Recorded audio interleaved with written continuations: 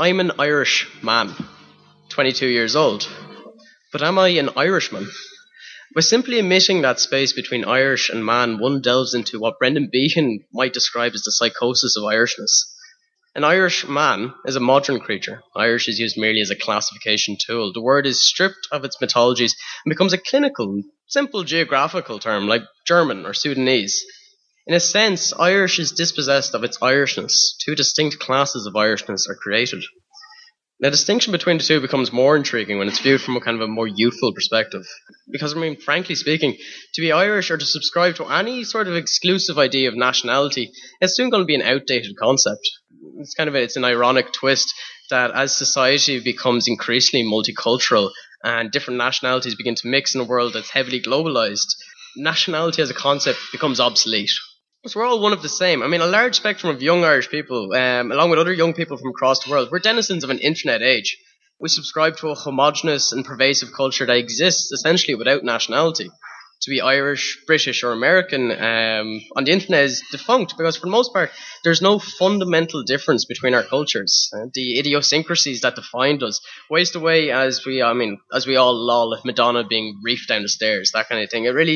It has a certain vapid but peaceful harmony to it. To be Irish becomes a passive description, and to a certain extent, nationality is renounced in favour of joining this global network of people. We forgo our Irishness to become, to coin a term, an earth citizen, which is a far more harmonious and inclusive concept.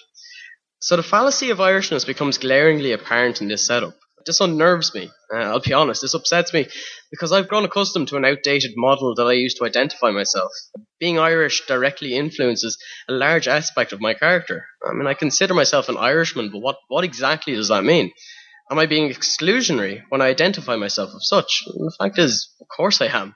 It's an incredibly exclusive thing to be. There's only 5 million of us. Everyone else in the world isn't Irish, no matter what that song says.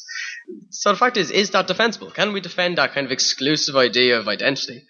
Is it defensible? No, it isn't. Because when I describe myself as Irish, I do so in a bid to distinguish myself from those of other nationalities. Especially when I say I'm Irish, I'm saying I am not English, because I am Irish. So by making that distinction, essentially I'm inferring that to be Irish is in some way superior to being English. Just plain illogical racism. Nationality, then we can understand to be a segregating device. However, by this logic, any demonstration of national pride becomes an inherently racist exhibition, which is an extreme notion. Paddy's Day is now a Nuremberg rally. So how do we reconcile that? So therefore, can national pride be considered the one example of defensible, or at least acceptable, racism? Is being proud to be Irish an admission of being a benign racist, or is that an oxymoron? Yes it is. It is an oxymoron. So perhaps a means of tackling this is to ask, is there a role for the Irish in a globalised world? Can the two actually coexist peacefully? What does it mean to be Irish, or even young and Irish, in the 21st century? I can only speak for my own sense of Irishness, which is an ideologically conflicted minefield of contradictions. It reflects the variety that exists in contemporary Irish thought. So basically, this is how I define my Irishness. I plan on living in London when I'm older, yet I refuse to learn any of England's geography, because I maintain an immature animosity towards our former colonisers that has been systematically engendered within me since primary school. I swear to God, I don't know where anywhere in England is. I think Manchester's in the south. I already know. I don't know what the rivers are there. I know all about Germany. I know France. I know Papua New Guinea because I had this crazy nationalist geography teacher who didn't want to talk about England. I relish in the inoffensive mischief that defines the Irish. I decry the fecklessness of the Irish, and in the same breath eulogise the numerous achievements of my countryfolk. The fact that we can be proud of the fact that Ireland has won the Eurovision the most times. And if anyone comes over and says, oh yeah lads, 7 times. 7 times now. England hasn't done that. I hail from Kildare. I live in Dublin. I pretend to be urbane. This is me pretending to be urbane, going to readings and wearing scarves. And I know that a year cannot be spent without at least one visit to West because it's good for the soul. I'm a 26 county nationalist whose misguided patriotism was founded on Neil Jordan's hopelessly inaccurate Michael Collins. Seriously, I study history now, and I used to watch that as a kid with my granny, and I used to hate Dev. I couldn't stand him. I'd see him and I'd think, Alan Rickman. And I was a Michael Collins man all my life because of Michael Collins, that entire film. Which is stupid. It's really stupid. I championed the local, but abhor the incestuous and prying nature of parish pump politics. I wish I spoke Irish. I don't speak any. I speak better French than I do Irish, and I speak awful French. I would love to like Degas. I wish I could like it. I just can't do it. I'll watch the hurling final, and that's about it. And I'll feel really patriotic doing it. But I can't watch any of the other matches. Can't do it. I enjoy the informality of the Irish. I appreciate that we'll always have an issue with accountability. Funny story about that. I was meant to go to a meeting today. I'm secretary of a society, and we had our final AGM today. And I woke up this morning. The meeting was at 1:00, and I woke up this morning, and I noticed it was a sunny day. So I got on the dart to Greystones, and I had lunch, and I sat on the beach all day. I was meant to be at this meeting taking minutes. This is a really important AGM. So no, we're not very accountable, the Irish. That disgraced former editor. I don't scoff when someone waxes lyrical about the Irish landscape flowing through their veins, because I know it does the same for me. 3-bed semi-Ds and all. I'm obsessed with my Irishness.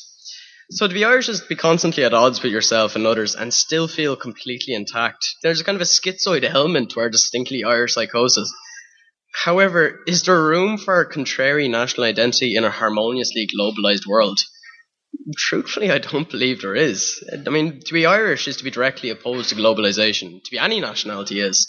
I mean, as a process, globalisation requires its subjects to renounce the kind of the idiosyncratic identity that defines them, so as to subscribe to a homogenous culture where everyone is one of the same. We're all equal.